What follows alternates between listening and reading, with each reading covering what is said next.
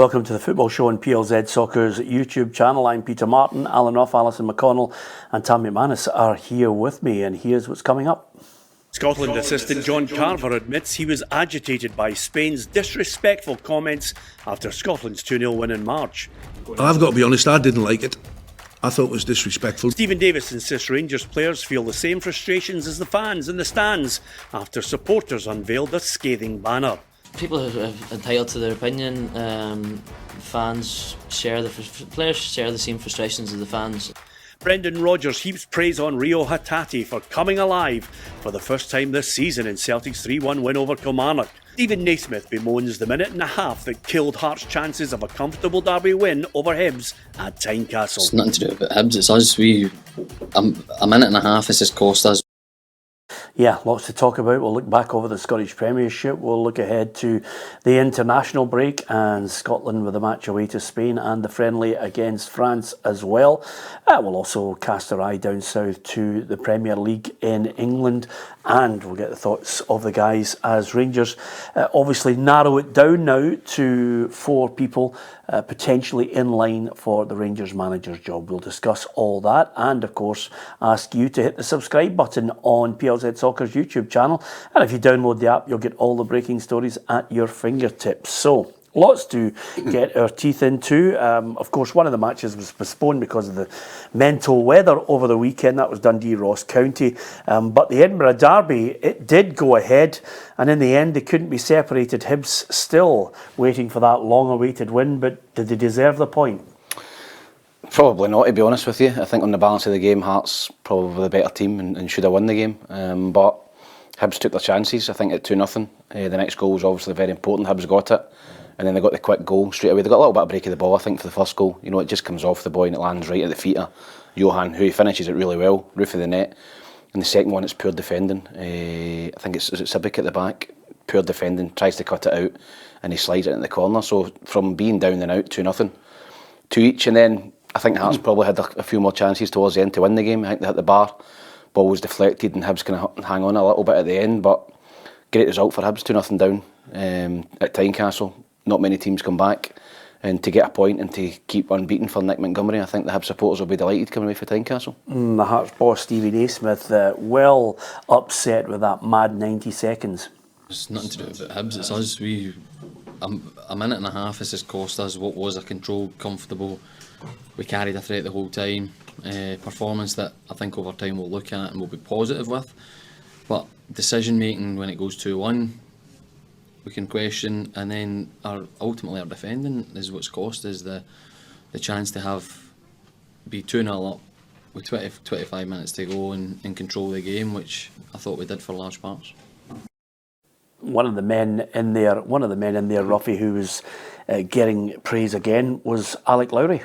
Certainly was, right from the very, very start. He was all over the place. He was the one that was pulling all the strings. Again, big controversy. I think we spoke about, I spoke about on Friday, the centre-half substitution with Celtic. I was a bit bemused by that. You know, obviously changing after 60 minutes. I think a lot of the Hearts supporters were the same the other day with Lowry. I thought they were playing particularly well. But again, if the bench are privy to he was getting tired or things around about him weren't happening, it just seemed quite a strange substitution when the boy was playing particularly well. Yeah, you never know if they're looking at his Fitbit and seeing if he's dropping off. They've got this sensor on the back alley that they're monitoring them, but he can pick a pass and he's starting to gain, I think, that match fitness that everybody was craving, and if he can get regular games, he could be a key player for Hearts. Yeah, I thought he was hugely instrumental, particularly in that opening half, just the opening spell of the game. I thought he was pivotal to all the good work that Hearts done. I thought he was excellent. I think Rangers will be looking and be delighted with what he's shown so far. I think they obviously wanted him to go there and get first team football, get access to playing competitive football every week, and I wonder if he sustains it now, if he goes back in January ready to go into Rangers, because I think he's got much to offer, certainly in an attacking sense, that Rangers would benefit from just now. Yeah, I still get the sense though from some of the Hearts fans, the jury's out on Stephen Naismith, but that's the nature of social media and fans now who want a quick fix after 3 games. Stephen Naismith just needs to be given time to try and formulate the team that he wants and how they're going to play. Yeah, listen, I thought Hearts played well, to be honest with you. I thought Hearts deserved to win the game. If you look at the overall performance of both teams, I thought the first half Hibs were really poor. I thought Hearts deservedly went in 1-0 up with a great goal from Alan Forrest. So I think he's right. I think if you look at the overall performance, it was good, but he's going to be frustrated with the 2 goals he lost. I think the first one, for me, is just a break of the ball. It kind of ricochets into his path. It lands perfectly for him when he finishes it. But the second one, I think he's just got to clear the ball there. I think he tries to just maybe be too clever and just try and cut it out and play it to someone rather than just emptying it into the stand, and Johan punishes him. So no, I thought that Hearts played well, but Hibs will be delighted with that, Peter. I think that 2-0 away at Tynecastle, you're very rarely coming back. I think there's only once in that, in the Scottish Cup that I can remember Hibs coming back from a deficit like that. So they'll be delighted. Hibs fans will be delighted.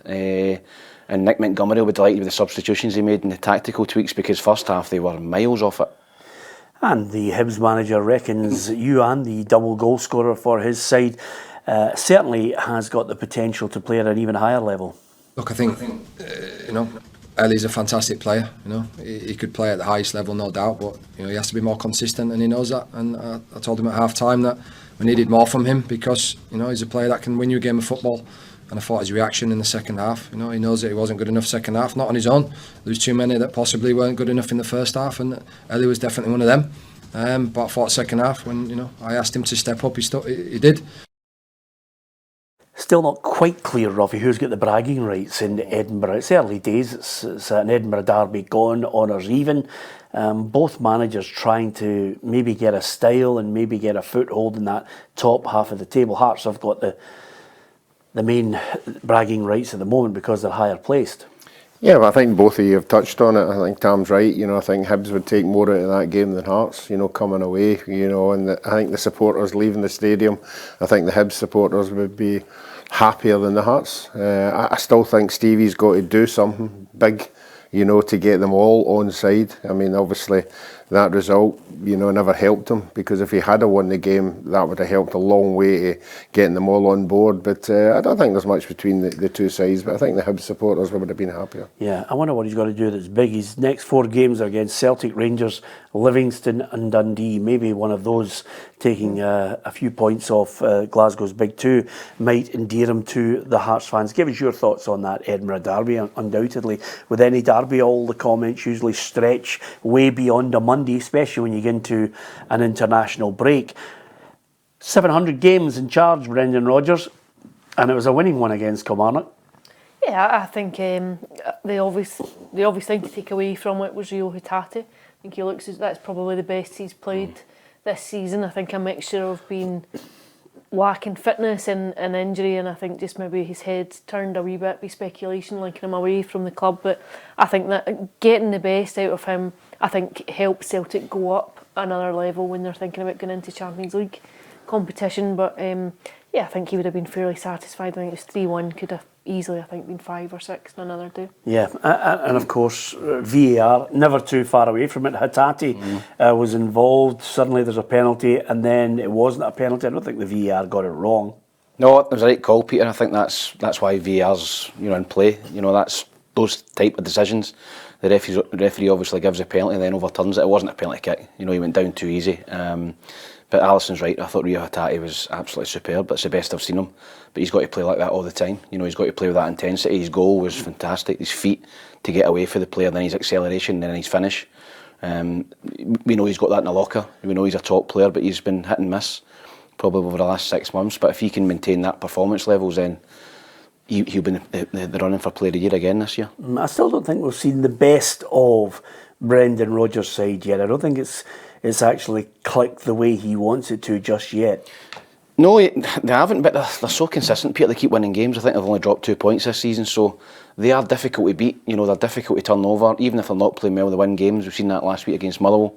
and it's difficult for Rangers to catch them. Rangers need to keep winning games, because Celtic, you don't think Celtic are going to drop any points, and I think they're slowly but surely starting to click, starting to get better. And as the season goes on and Celtic get more players back, more competition for places, I think you'll see a more consistent level of performance. The manager well happy with what his side produced. This is what Brendan Rodgers had to say overall.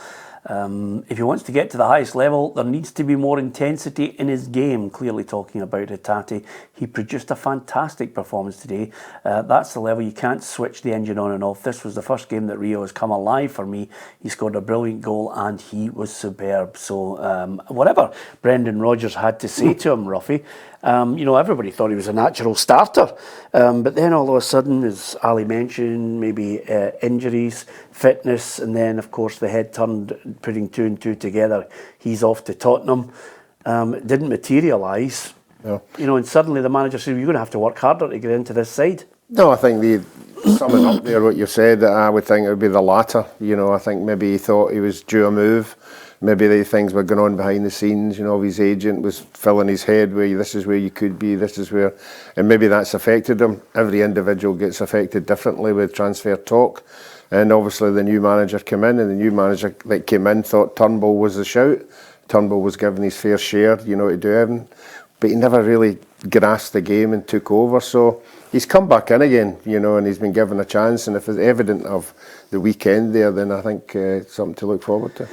Is it worrying signs for Kilmarnock? I mean, they scored a nice goal, Ali, but you look at they haven't got a win in the last 7 games, and Derek McInnan's been linked with the Rangers job, but right now it looks as if they need to try and turn around their form. Yeah, I think he'll know. He won't be judged on what he does at Celtic Park or at Ibrox against Rangers, but it's the teams round about them where they really need to be competing. And I know Derek McInnes had fairly high hopes this term of pushing for a top 6 finish. I think they're some way off of that just now. Okay, St Mirren 0, Rangers 3 was the scoreline I think every Rangers fan certainly wanted to see in this one, getting the goals and maybe getting themselves into a place of gradual progression. I think that the whole country at times, as I mentioned to you before, are looking for managers to get a quick fix. It was a tough one to take the European one, although I've spoken to a few Rangers fans who said Rangers didn't play that well in this game, but the man advantage, was an advantage in the end. It changes the game, Peter. I think the first 20-25 minutes was pretty even. I thought that, Rangers weren't great in the first 20 minutes. I think it's silly from the boys' strain. The ball's coming across. He clearly handballs it. I think Seema's going to put the ball in the net. Red card? Yeah, red card, penalty kick. I don't think there's any doubt about that. And once that goal goes in 1-0 against 10 men, there's only going to be one winner. So St Mirren were disappointed. There was a lot of build-up. A lot of people fancy St Mirren. I fancy St Mirren to do something. But Rangers will be, they'll be delighted with their performance. We'll obviously speak about the banners as well before the game. The supporters are not happy with the way the team's going, the way the board are running the club, and that was a big result for Rangers. I think that just gives them a little bit of breathing space. Stay within touch of Celtic, because I think if it went to 10 points, then I think you just write off the season. Celtic won the league. Yeah, roughly that banner that was held up. I mean, at times now, fans, it's the only way they can get their voice heard, and there it is. Heartless, passionless, not fit to wear our colours. That's a message for the players, because more often than not, the manager suffers. Mm-hmm. The players then come out and say, we got him, we are to blame, that cost the manager his job. I think over a period of time then, if it doesn't go according to plan, suddenly fans start to switch their attention towards boardrooms, as you know only too well. Yeah, but that's the way it works. That's the way that managers get moved on when the fans start airing their vent, and particularly that. Obviously they're having a go at the new players, and then you're looking for a reaction. Are these new players that come in going to react to banners like that? Some of them might not. But winning games, stops these banners from going up, and that's what will happen. They'll have to wait and see now who they get. It's interesting to see that Graham Souness has been introduced. Well, we're supposed to be introduced to interviewing some of the candidates. So They have to get it right. If they don't get a manager that these fans fancy, then their banners are going to continue. Yeah, interim boss Stephen Davis is in a difficult position, but after the match, I think he was quick to point out that everybody can have an opinion. Listen, there's people who are entitled to their opinion. Fans share players share the same frustrations as the fans, but obviously we get the opportunity as staff and players to change things on the pitch. So, but like I just said to the players, and I've just thanked them for the last couple. It wasn't what I wanted to be, because I wanted to get 2 positive results over these games, but I've just thanked them in terms of their effort and desire, because it's not easy. Also coming back off Thursday night, the quick turnaround, the game, early kick off today. But I couldn't ask any more from them in terms of what they've given me. Davis, after the match, I saw an interview where he just basically said, you know, it's not something I've contemplated becoming Rangers manager, or even, you know, put in any kind of request for it. And by all accounts, we're now in a situation where Frank Lampard totally out of it. It's Kevin Muscat, Scott Parker, Philippe Clement and Pascal Jensen that have been quoted. Yeah, I think Rangers need an experienced manager. I don't think you can go down and go for someone. I think Stephen Davis has a fantastic credibility as a player and a coach, and I think even being part of a new backroom staff would work. But I think at this point in time, Rangers need to bring in an experienced manager who knows what's needed. I think the recruitment this summer has been woeful. I think other than the goalkeeper, other than Jack Butland, I think you know, serious questions have to be asked about not just the recruitment strategy, but the what lies beneath the club in terms of the structure and the organisation of a very modern entity. And I think you want at the forefront of that to be a progressive manager who also has an element of experience, who can cope with the intensity that comes with Rangers. You're walking in mid-season when things are already significantly down. 7 points at this point in the season. It is massive for Rangers to be trailing. So there's a huge job for whoever gets it in. There'll be an element of time allowed because of where they are, but people want to see improvement immediately. They'll want to see progress immediately. They'll want to see a bit more fight, a bit more heart about the team. I know he's your old teammate, but I don't get the fixation with Graham Souness. I don't see what role he has in this. He's on the telly, he's an ex-footballer. What is he, a Super Rangers fan? I mean, at the end of the day, the big thing here is whoever they decide to give that job to. If I was sitting down to become the next Rangers manager, my first immediate question would be, okay, I've inherited a squad. Will I be able to strengthen in the January transfer window? And how much money will we have long term to try and wrestle the title away from Celtic? That's the two main things you've got to ask yourself, as well as saying, here are my qualities, this is what I can do. No, I don't think Graham's going to have that big of influence in it. I think the Rangers fans would like it, him being a Rangers legend. You know, he's involved. They're seeing. The criticism is that the board, excuse me, don't have a lot of footballing knowledge. So they're bringing somebody in who's a Rangers man and got football knowledge.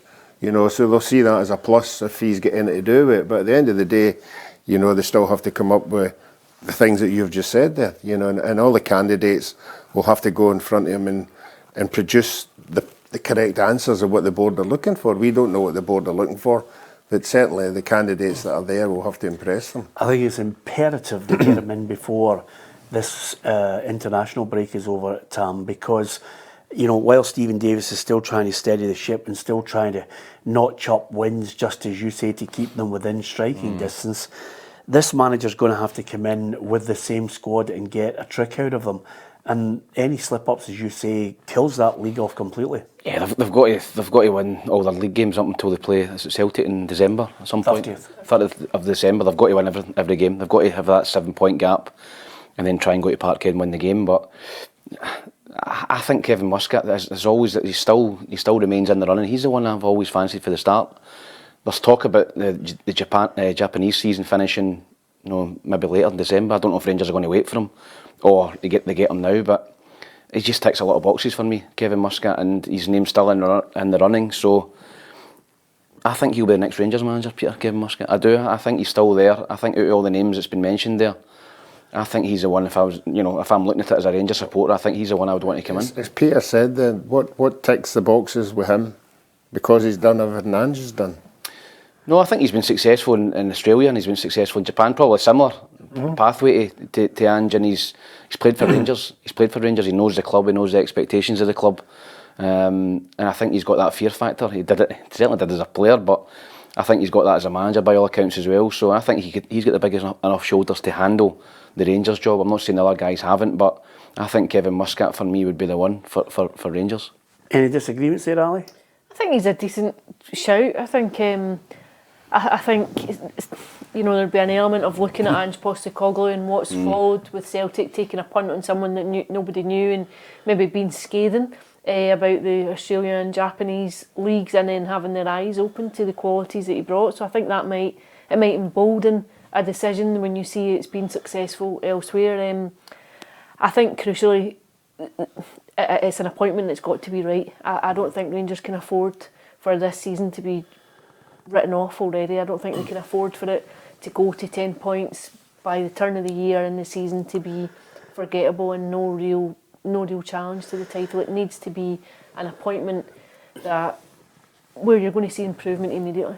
Well, for me, I think this is the biggest call since they recruited Steven Gerrard. And the reason for that, quite simply, is if they don't win the league this year, I think Celtic could be out of sight, Tam, because they're going to get 60 million to play in the new format of the Champions League. Yeah. So I can see nothing but a situation where you're trying to appoint someone, and the big thing is, can you give him money? And can he get something out of the players that are there? And a lot of them, some of the Rangers fans have passed judgment on, you're not fit to play for Rangers. So that's the first thing. Then he's against a guy who's a top coach. I mean, Rodgers is a top coach, you can have differing opinions on him for what has gone before, but he's an absolutely top coach with a club absolutely cash rich. I said it last week, Peter, I think it's a difficult job. I think the Rangers job is a difficult job. I think you've got to topple Celtic, and it's been shown over the last 10, 11, 12 years that's very, very difficult. Bar one season, the Rangers have won the league. The rest of it, Celtic's absolutely dominated. So I think the new manager's, the first thing he's going to ask is how much money have I got? Because Celtic have got plenty of money. I need to sign 4, 5, 6 players in January that's going to be better than we've got here. And that requires money. So he's going to have to get a big pot in January. Otherwise, you might have second thoughts about taking the job, because I'm not saying it's a poison chalice, but it's a very, very difficult ask at the minute for a Rangers manager to come in and topple Celtic with Brendan Rodgers and the money they've got behind them. Yeah, absolutely. Spare a thought for St Mirren. They were down to 10 men, and I think Stephen Robinson, who's done a magnificent job with the Saints, reckoned that was the key moment in the game. The red card changes the whole game. It's 100% the right decision. But if you go 1-0 down with 11 men, we're right in the game. We're playing really well. But it changed it completely. So we tried to stay in the game for 65 minutes. That was our plan at half time, and we did. And we came out and we made positive changes. We made 3 forward changes to try and give us some momentum. It didn't particularly do that because we lost a goal almost instantly. So that comes from our decision making. So ultimately we've been punished today for our decisions without the ball. Yeah, and if the red card changed the game there, then it certainly changed the game between Livingston and Motherwell, because no sooner had Motherwell lost Lennon Miller than Livingston were able to capitalise on that and eventually run out 2-0 winners. Yeah, I thought the young boy was very unfortunate. I don't think it was a deliberate trip. I think it was just a clash of two legs running for the ball, and unfortunately he got punished for it, and after that, it was one-way traffic. Again, Bruce Anderson coming up with that goal that he seems to come up with all the time with Livingston to give them a bit of breathing space. But apart from that, again, I think the sending off turned that game. Well, it's 6 goals for Bruce Anderson, and David Martindale loves him. Bruce Anderson's always going to score goals. Get the ball in the box, he's always going to get the goals. But outside the box, he knows it's an area of his game that he's got to work on. But I'll tell you what, I thought he was tremendous today. Outside the box, I thought he was tremendous, and that was the most pleasing aspect for me. He's one of those key players, Tam, that when he's playing, Livy really have a good chance in a game. Yeah, I like him. I think he's a good player. I think his goal was typical of Bruce Anderson. Ball goes to the byline, he cuts it, he gets across the defender, and he just flicks it into the goal. It was a great finish, great striker's goal. as a striker, you've got to do the rest of the parts of the game as well. You've got to hold the ball up, you've got to bring people into play, you've got to lead the line, you've got to get fouls. There's so much more to being a striker in the Premier League than just scoring goals. You've got to do the rest of the parts as well. So he obviously done that at the weekend. I didn't think it was a red card. I'll be honest with you here. I don't think he clipped him, Peter. I thought it was soft. I don't think it was a red card. I mean, obviously VAR had a look at it again. I think he's tripped over his own feet. I think the boy Lennon Miller's trying to pull out, and he looks as if he's actually tripped over his own foot and went down. So I think Motherwell were really, really unlucky with that decision. I think it's a big call that the referee and the officials got wrong, and obviously it's cost Motherwell. Yeah, Stuart Kettlewell, again, like many managers, when you are in a game and then suddenly you're reduced to 10 men, he thought that in itself, losing the aforementioned Lennon Miller, just put their backs against the wall. Everything just starts to spiral out of control, and if I'm being honest, in the months that I've been in here since February, I've never seen that from the team. So that does up me. As I say, that starts to really anger me, to be honest, because we've had a lot of plaudits for how well we've played, people acknowledging that we're a good side and that we're well organised when we don't have the ball. And for me, in that second 45, albeit with 10 men, everything started to spiral out of control, and I take full responsibility for that. But as I say, I've not seen signs of that for the players. The biggest problem with that, Ali, is, you know what we're like, the stats can kill a manager at times, can't they? Stuart Kettlewell deserves all the plaudits for the start to the season, and of course since he came in, the way he's transformed Motherwell with 4 consecutive defeats. Yeah, it doesn't look good. To be fair, you would have to say Celtic and Rangers in amongst that too, and I think there's an argument to say they deserve to take something from both of those previous games, but he'll be annoyed. I think the second half belonged almost exclusively to Livingston on Saturday. I think Motherwell were never really in it. After the sending off, it without question changed the entire dynamic of that game. Miserable conditions, a difficult surface. I just thought Livingston adapted well to both. So you enjoyed the game then, Ali? But yeah, I would agree with you. I didn't think there was much contact at all. No. I thought the boy was very, very unlucky. Kettlewell said after it that Lennon Miller had said to them in the dressing room, he thought there had been contact, he felt a bit of contact, but when you look at it back, I think you would struggle to see, it wasn't a clear clicking of his heels, which is how it looked in real time when you were watching it. When you actually went back and addressed it, I thought it was very harsh. Yeah, the boy looked devastated going off as well. He was waiting at the side to see if VAR would overrule it. I think it's 17. It's quite a harsh lesson. Yeah, absolutely. We looked at you, Ali, in the studio here, and we thought, we were amazed you managed to get excited at it at times. At least you've seen a couple of goals. The first half was absolutely appalling, I have to say. It was up there with Aberdeen, Livingston Aberdeen on the opening day of the season. Yeah, and in contrast to that, by the way, Patrick, our reporter out at the Edinburgh Derby, summed it up as one of the greatest matches he's ever been sent to. He was. Honestly, that man was so happy, it was unbelievable. He thought he'd won the lottery. It was incredible.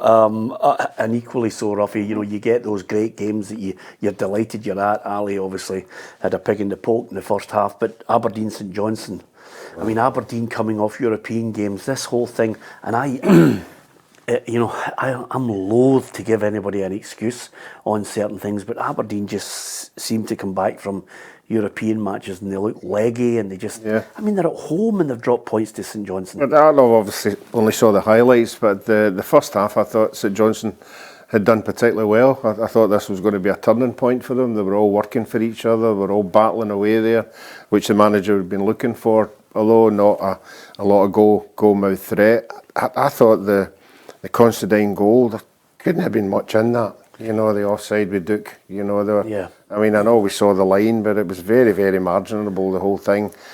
Last 15 minutes, obviously Aberdeen threw everything at it, and I think St Johnstone were fortunate enough to get away with a point then, but I think the St Johnstone manager would be happy with the performance. Yeah, Malky Mackay last week when I was talking to him up at Dingwall said, you know, there needs to be more dialogue, more communication between all parties, whether it's the SPFL, the SFA, the referees, the managers, the players. There needs to be a greater communication. Barry Robson says with VAR it would make a blind bit of difference. It doesn't get you anywhere, doesn't it? It doesn't get. I mean, they don't listen to us. They don't. We've just, there's nothing. I just try and prepare my team to do the best they can, and all that other stuff I can't control. And things are, there's a lot of decisions went against us, but we're just hoping that some will go for us. Yeah, it's north and south of the border, Ali. I'm witnessing more and more anger, frustration towards VAR and the big calls that they want to get right. I wonder if we're expecting too much of it. I'm not sure if we're expecting too much of it. I think we could expect more in the way of communication, though. I think it would be quite interesting to know how decisions came about, the way that the release of the audio at the Spurs Liverpool game was brought into an open forum so that people could understand why that mistake had happened.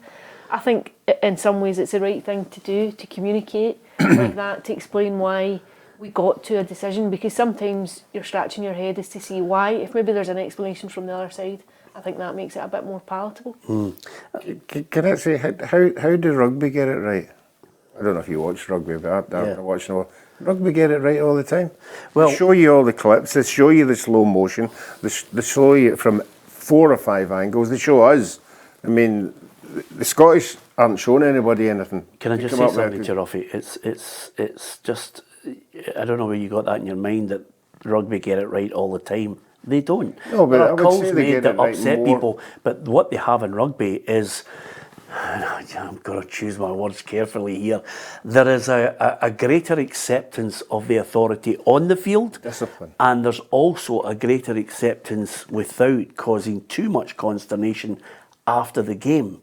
They may well put it across in such a way, I don't know, not necessarily better than football managers. That would be derogatory towards our, the game where we watch week in, week out. But there is a greater acceptance of decisions. The point I'm making, Peter, is the rugby people show the public how they've come to that decision. The VAR that we've got just say this is the decision. They don't show us how they've come to that. It's got to be more transparent. Yeah. Is that what you're saying? I think that as well. Plus, they're mic'd up. The referees are mic'd up, and they're mic'd up to the VAR, whoever's up in the stand. And you're right; it comes up on the screen. To each other, you're seeing the dialogue of, you've made that decision. But I think rugby players are more. Of course, more polite to the officials. I think in terms of football players, if you don't get a decision, you're effing and swearing, and I don't think you can make that public at the minute. So I don't know how you'd work it. The reason why I'm laughing at you, Tom, is because I think, do you remember the time in the 80s? I think it was the late 80s as well. They mic'd up the referee but didn't tell the players. And Tony Adams was giving the referee absolute dog's abuse, Ruffy. He was effing and blinding at everybody that moved. Yeah, I mean, I think you can put that audio out in the telly. They say it's football language. As long as it's no way over the board, or you're just expressing offer, whatever, you can get away with that. Not getting up to a referee and actually visibly saying you're... Yeah. Well, I remember Stuart Dougal turning around to one of the Rangers players and says, why you, but the other thing is, I mean, if we had that kind of a, the ref not too far away from the play and then the mic, we might have caught maybe, Lou Macari or Gordon McQueen turn around and go, Ruffy first. No. I mean, it's outside of his boot round the wall. You should have seen them point. They just point. They don't say anything. By the way, that's taking nothing away from St Johnstone because, if anything, Stephen MacLean, and we're talking about it, I think we've all literally said St Johnstone are going to be detached. We can't see anything from them, but he's getting something out of them. He is, and listen, he's went to Pittodrie and got a 0-0, went to Parkhead and got a 0-0. So I think that side of the game, he's got them organised, and defensively they're quite solid. They can't score a goal, Peter. They're struggling to score goals. I think they scored 3 or 4 goals in the whole season. So they're really, really struggling to score goals, and that is his issue. It's okay being hard to break down, but one goal beats you. And luckily for them, Aberdeen never scored. And they got away with a 0-0, but they need to find something at the top end of the pitch to get them goals. And Stephen MacLean is hoping that the signs that he's seeing on the training pitch will transfer to good performances that ultimately lead to wins when they're playing on match day. Yeah, listen, I've said all along, we're going to get better as we go along. We're team in transition with 11 signings, all came in at different times of the season, so yeah, we're getting better. I see patches in games, I have. Training, I see a really good side, but until it'd be one of them that say my team's good in training, so we have to put it into a game. And yeah, again, we probably showed patches that we are a good side, but we need to get goals as well. So. Okay, if they can transfer those good performances on the training pitch into wins, then maybe it'll be a little bit tighter at the bottom, but they're up against it. Here's the table, Ruffy. What do you make of it? Yeah, I think the 3 teams down the bottom are the 3 teams we all thought would be there. Gap hasn't materialised that big yet. Nobody's adrift. But I think the likes of Aberdeen, Hibs, Hearts are beginning to get their act together, and I think the good start of the season that St Mirren and Motherwell had will start drifting a wee bit now, and I think you'll find they'll start dropping down there. I still think St Mirren and Motherwell are going for that 5th and 6th spot. Is that the way you see it, Ali? It's just a blow for the Saints fans who are feeling good at the moment. And I think Livingston have maybe just surpassed expectations already. I didn't really fancy Livingston pushing for that top 6 place. The same return from Motherwell. I think that the perception is that Motherwell have had a really strong start to the season, so when you see that they're on the same level of points as Livingston, I think is interesting. And I think sometimes these opening weeks of the campaign can be very important just for establishing a bit of momentum, a bit of confidence. I think when you're not winning early on, it can be very easy just to be cut adrift quite quickly, and you find that you're trying to make up for time as the campaign goes on. Yeah, and while you were out at the ground the weekend, Ali, Tam was trying to just reel me in when Hearts were 2-0 up. You know, he was just saying to me, go on, do your usual. Game's over. Just the game's over, right off Hibs. Please do it. And I didn't bite, and thankfully I didn't bite, Ruffy, but the high bees come back 2-2. The predictor was a tough one this weekend. I'm not too sure any of us. It's a nightmare. Well, let's have a look at the predictor to see exactly what the score is here, because Ruffy, you're out there on 44.5. Adam Binney not too far behind you. Then it's Patrick. Then it's myself. So it's really tight. And then obviously Tam's dropping off, heading down the way, which I think will be, consistently this situation over the next few weeks. And Alison in 170. Is just 175 players. Yeah, well, there's actually I think we're heading towards 600, Ruffy. Wow. But to be perfectly honest with you, the predictor's really good because you can join it at any point you want. You're more than welcome to join. You can win a monthly prize, or you can win the ultimate prize at the end of the season and come to the PFA Player of the Year Awards with us at our table, and it should be you and your pal. We'll have a great night. We'll make sure of that, Ali. It's a right good night out. I mean, some people absolutely batter it, but that's yourself. It's only one night off of the week you get. It's a good night. On the wine, on the red wine, Ali. Yeah, absolutely. Let's not knock it. It's a good night out, isn't it? Yes, indeed. Usually a few good speeches, a few good, nice to hear people's reflections on the season it's just been. Yeah. If only the competent host. Indeed, It'd be decent. It'd be far better. The only thing it misses is a good host. Yep. Absolutely. What they need to do, Ruffy. It's great with the time he comes back, but we're all half cut and he's not a drink. He soon catches up with his 2 drinks, but no, my 2 Southern Comforts lemonade. I can't help it for everything in moderation. It stuck with me since school days, I have to tell you. You're right. It does need a good host. He needs something straight-laced with no laughs. Ruffy, think Ali will make her way back up that predictor table, or is it gone? No, she's gone. She's a first-year wonder. It was very impressive, I have to say, the first year, but after that, there's just no continuity is the right word, I think. Yeah. Exactly. And of course, knowledge. When you lower Kevin Keegan certainly Well done, Ali.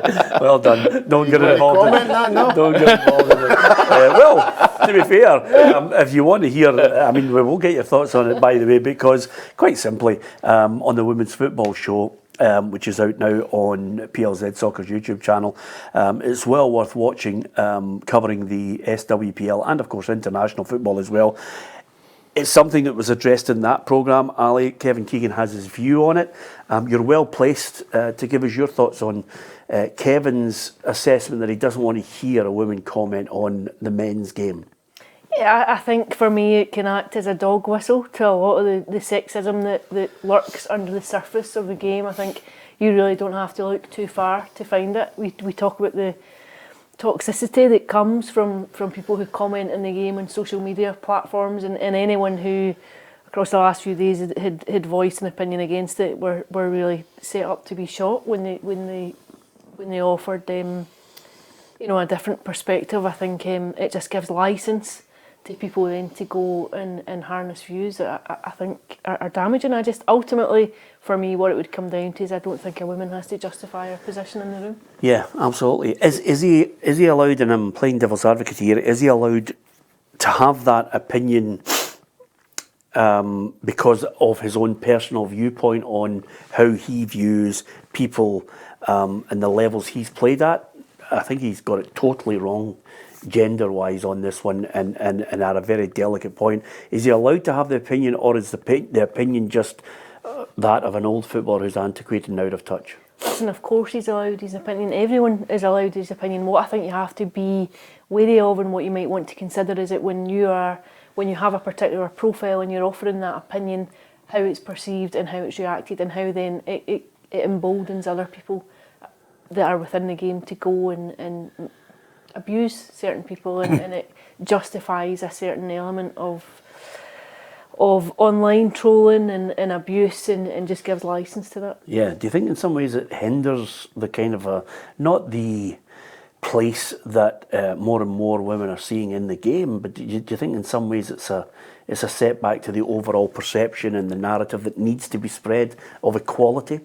I don't think it's a setback. I think, Kevin Keegan was speaking in front of 250 people at Bristol Leisure Centre. It's hardly, a massive platform. What I actually think the fact that it was newsworthy is because it feels so out of place now. I think if maybe those comments had been said a decade ago as women were just breaking into football punditry, it might not have made the same headlines because lots of people would have agreed with it. Now I think it's maybe an idea of how far we've come. In some ways that most people's eyebrows would have shot up through the roof, and you think, hang on a minute, it's not something that you want to be hearing. Yeah, absolutely. Thought I'd get your thoughts on it, Ali.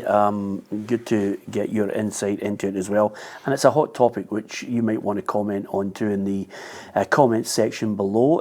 This is a football show. We don't dodge any of the hot topics. We'll give you an opinion on a regular basis. Some you like, some you don't, but that's the joy of the football and the football that we love. So good to hear Ali's thoughts on it. You can give us yours. John Carver says he thought Spain, who offered their thoughts, were disrespectful towards Scotland after that last game. And of course that match is coming up on Thursday, Ruffy. I think they took the perception of the way we play our game. I think, if I can remember correctly, was come out saying we were just a long ball team, which I don't think we are. He was obviously disappointed in the way the result went, but I think if you looked at the game on the whole, I thought Scotland played particularly well and justified the result, but obviously it's upset them. And upset them, which is the worrying point. Yeah, well, Adam Binney was out there at the Scotland camp just to get a gauge on the build-up to this crucial game. Scotland travel to Spain on Thursday, knowing that just a point will guarantee Euro 2024 qualification. They're up against a Spain side that they have already defeated in this campaign, in a match which prompted a number of the opposition players to brand Scotland's approach to the game as rubbish, something that assistant coach John Carver has not forgotten. I've got to be honest, I didn't like it. I thought it was disrespectful, but, it was their prerogative to say whatever they want to say. Whether they wanted to use that as an excuse, I don't know. But as far as I'm concerned, it agitated me. And I'm sure it would have got to some of the players, but there's a long time gone since then. And it's about being professional and having a clear head going into this game. So I don't think it'll be a distraction. Scott McTominay has been the star of this campaign so far. He has netted 6 goals in just 5 games, and the Manchester United midfielder has already amassed 43 caps at just the age of 26. But assistant coach John Carver backs him to get a century. He's ultra professional. He's a player that can play in that big arena at Man United because only special players can play in there. And he proved that he's good enough to play in that environment, which will help us for sure. I hope I'm here to see him achieve whatever 70, 75, even 100 caps. Yeah, well, John, if you're still there when you get 75 to 100, it means we've won the Euros and we're in the last 4 of the World Cup. It's as simple as that. 2 quick points, and I think he makes a really good point. Spain, sour grapes. Yeah, it was. I think we thoroughly deserved to win the game. I thought we played some great football as well, scored 2 great goals. And, it was just sour grapes. They couldn't take it getting beat off of Scotland at Hampden. But I think they'll be waiting on us in Spain on Thursday. And I think they might get payback. I'm not looking forward to this game. I think we go over there, and if we don't defend properly, we could get a doing. Yeah. Okay. That's negative Tam for you.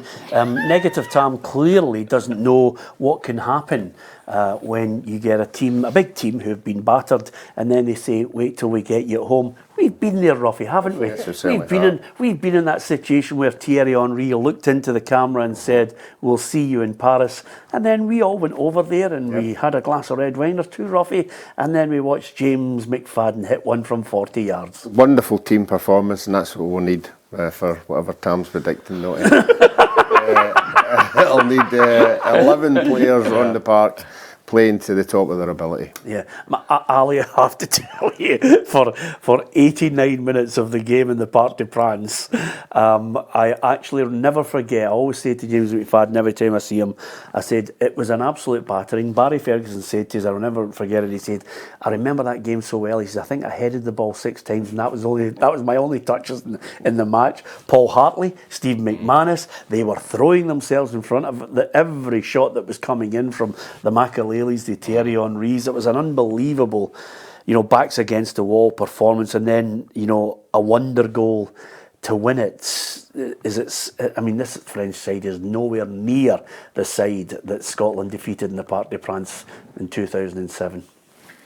Yeah, I have to say though, I'm probably in Tam's camp. I think I think they're a formidable outfit. I really do, and I think they're capable of dishing out a hefty defeat. What you'd have to say is that Scotland they're full of confidence, fantastic position they're in. I don't think anyone of us sitting here would have predicted that they would only need a point to qualify. You'd have bitten your hand off for it.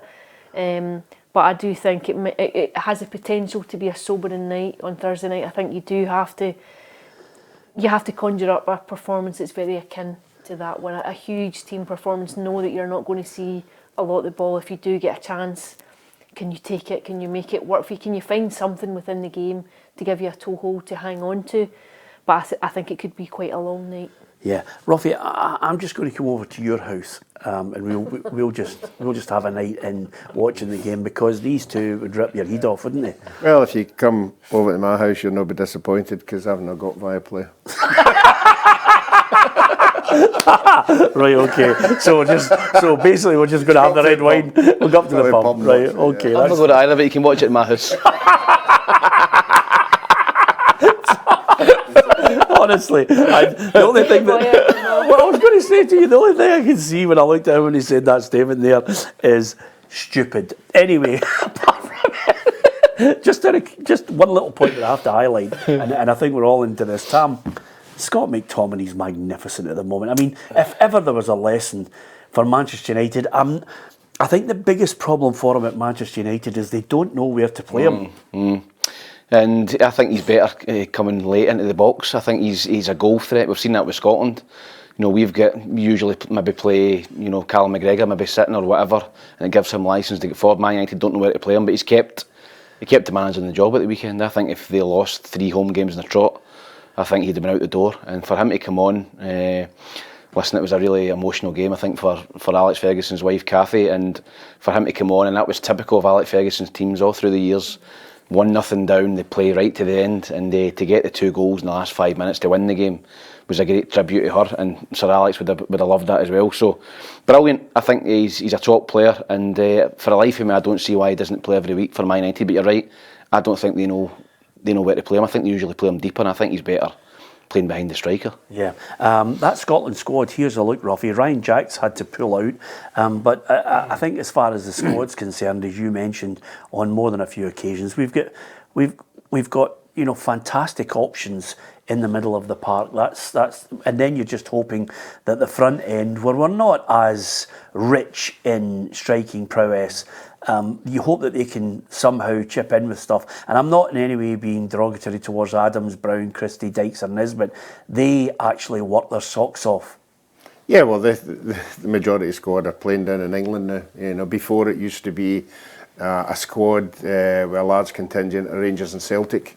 That's not the case anymore. But it's I don't know if it's made the team better, you know, with them coming up against better players down in England and competing at a higher level. But I hope we learn a wee bit of lesson for the England game, because the England game we were right off it, you know, and it just showed you the level that you've got to be at. So that's one of the reasons why I hope we qualify for the finals, because you're going to play against better sides and it can only benefit us in the long run. I think it's so important that we get there. Yeah, absolutely.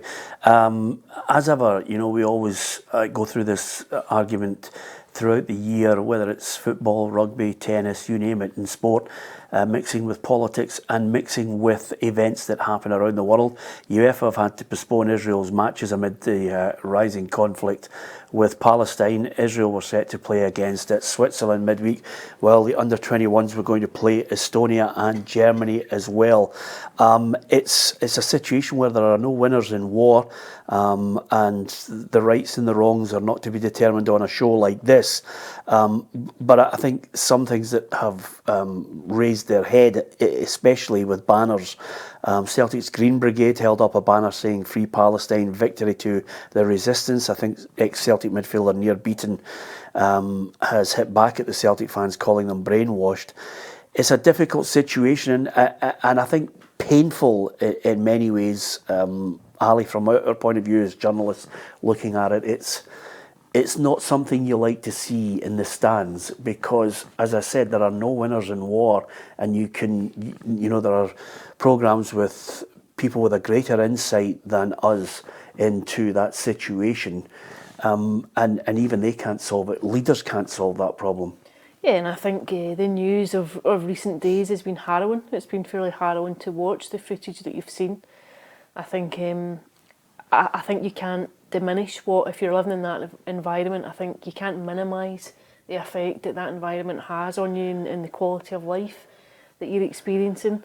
I think we would all have stories or have watched documentaries on similar civil war in Northern Ireland and know how difficult it is for people just to go about their daily lives, and how the majority strive for peace. Like most people just want to go on with their lives, live a life. I think it's an exceptionally difficult thing to comment for us when it comes into sport. I think I can only speak for myself and say I'm probably very ill qualified to speak on it. But certainly what you've seen across recent days has been harrowing to watch. Yeah, absolutely. And our thoughts go out to anyone who has indeed or knows anyone who's lost a friend, family member in that conflict. The rights and wrongs of people showing banners with a lack of sensitivity towards the difficulties faced on both sides. You know, sooner or later, someone will actually make a stand on that, and you feel for people like Near Beaton and others on the other side. It's a difficult one when sport and people use the platform of football to get their message across. It's for you to determine rightly or wrongly, but we've addressed the situation. Down south at this point, if I was down south and I was speaking to Ange Postecoglou, as I did on several occasions up here, I would be saying to him, Ange, is there any chance you could just write down the 6 numbers you're going to put in for the lottery?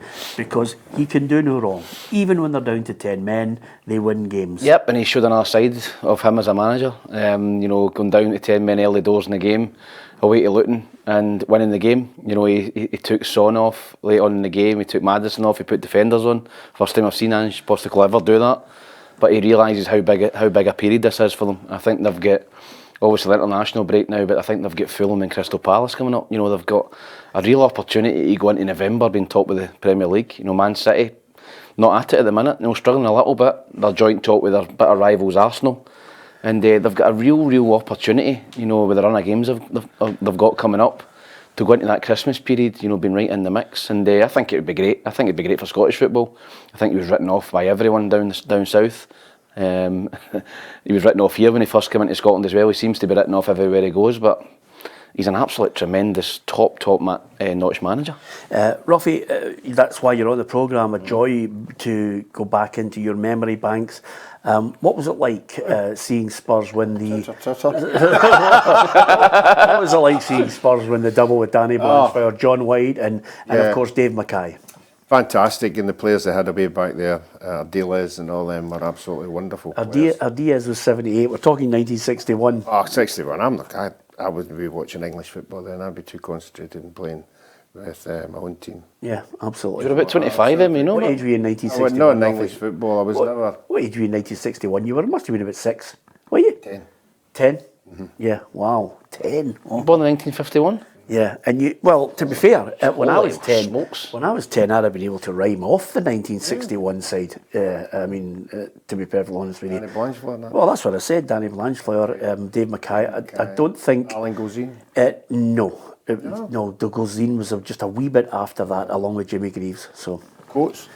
No. Holiday. No, shut up. Don't go through them all. They're all. They're not the ones that you're thinking of. You're going later. Anyway, the point I was making, Ali. No wonder Ali went tittered there when you asked me. We can't remember last week. It's the best start since that 1960-61 side that won the double. Yeah, it's been a fantastic start. I think he has carried a bit of luck in some games, most notably that Liverpool one last weekend. But you need that if you're going to go on and win a title. You'll need it. But I would agree with Tam. I think. To come out, they've got a fairly decent run of games in the next 2-3 games. If they come out of those still on top and take it into Christmas, it would get very interesting. Yeah, absolutely. And I'm just looking at them. Bill Brown, you remember Bill Brown? Goalkeeper, yeah. Baker, Henry, Blanchflower, Norman, Mackay, Cliff Jones, John White, Bobby Smith, Les Allen, Terry Dyson, Terry Medwin, Frank Saul, Tony Marchie, John Hollowbred, Ken Barton and John Smith. That's a trip down memory lane for some Spurs fans. Just on that, with Arsenal defeating Manchester City, I have to say, I was listening to Tam's point there. I mean, everybody must be kidding themselves.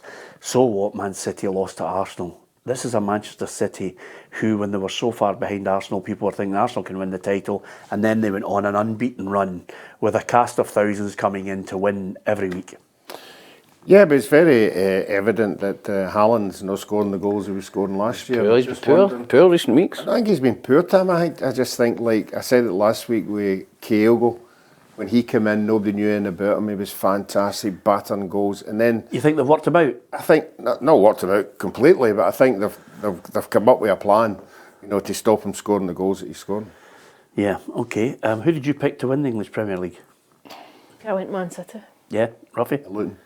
Yeah, sure you did. Man City. I fancy Arsenal this year. Do you? Yeah. Yeah. I don't know. I think it's difficult, Peter. That Man City won everything last year.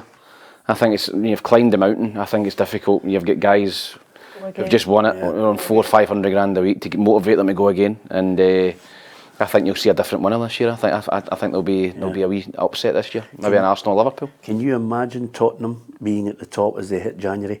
I mean, I know Fergie always said, the title is you make that run in March and April, but can you imagine them at the top in January? The Spurs fans were going crazy with this guy. They would love it, and I think he's to be fair to Ange Postecoglou, he would be very calm amidst all the pressure that would come from that. I really liked his comments a couple of weeks ago when they were asking him, does there need to be a bit of realism? And he said no, let people dream, let them enjoy it. Yeah. I think he gets that element of football. He gets where fans are coming from. I think he would handle and cope with all the attention that would come if they were still top. Whether or not they would have enough depth and quality to go all the way, I don't know, but it would be interesting. That would be my biggest problem if he got to January with these owners give him what he wanted. Well, he lost Kane right at the end of the window and unable to then. Well, he needs to find a 9. He needs to find a 9.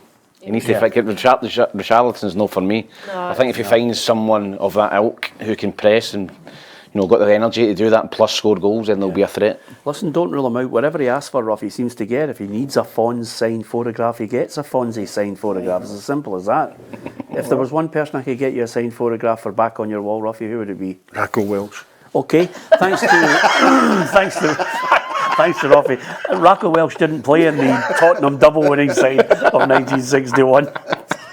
I think the big man has said enough here.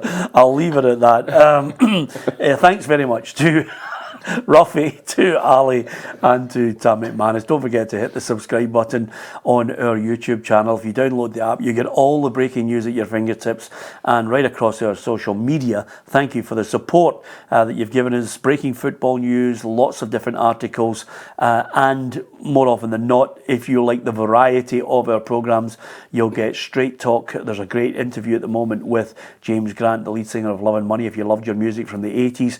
There's also the Women's Football Show. There's the preview on the Saturday. Tam and I are there for the live reports from the Saturday results programme. And there's so much more for you to enjoy. Not only the football show, but lots more. The journos this week, we've got Andy Devlin who'll be with us from the Sun newspaper. So there's lots for you to watch and read about. It's all on PLZ Soccer. From all the team here, thank you to you for listening on the podcast and watching the programme. Kylie Minogue for me. Yeah.